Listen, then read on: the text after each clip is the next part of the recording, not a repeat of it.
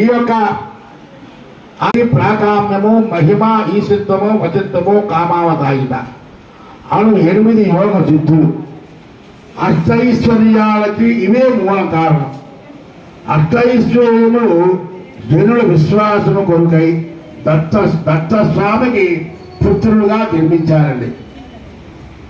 అలా ఎవరిని భక్తితో సేవిస్తే పాపరహితం అవుతుందో, ఎవరు ఈ జగత్తులంతా పాపరహితము చేయగలడో అతడే అణగుడు.